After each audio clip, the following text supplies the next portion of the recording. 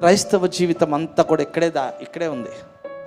హల్లెలూయా. నేను పరిచర్య ప్రారంభించిన కాడి నుంచి చెప్పేది ఒకటి, మీరు నోటిని కంట్రోల్ చేసుకోగలిగితే మీ జీవితం అంతా కూడా ఆశీర్వాదకరంగా మార్చబడుతుంది. హల్లెలూయా. అక్కడే దాగబడి ఉంది మీరు మాట్లాడే ప్రతిదీ. అందుకనే నేను చెప్తాను, మీరు ఉదయ కాలం నుంచి సాయంత్రం వరకు ఏం మాట్లాడుతున్నారో రికార్డ్ చేసుకోండి, పడుకునేటప్పుడు వినండి.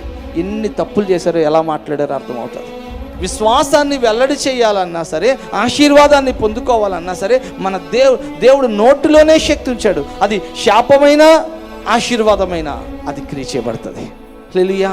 మన పిల్లల్ని ఎలా దూషణగా మాట్లాడతాం, ఇంట్లో వాళ్ళని ఎలా దూషణగా మాట్లాడతాం, లేకపోతే బంధువుల్ని ఎలా దూషణగా మాట్లాడతాం అంటే ఈ మాట అన్నీ కూడా ఏం చేయబడుతుంది?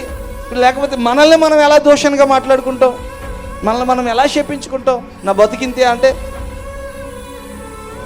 దేవుణ్ణి దూషిస్తున్నట్టు, మనల్ని మనం దూషించుకుంటున్నామంటే దేవుణ్ణి దూషిస్తున్నట్టు, అంటే దేవుని మీద నమ్మకం లేకపోవడం అన్నమాట. హల్లెలూయా. మనల్ని మనం దూషించుకోవడం కూడా దేవుడు ఒప్పుకోడు, ఇష్టపడ్డు, అసహించుకుంటాడు.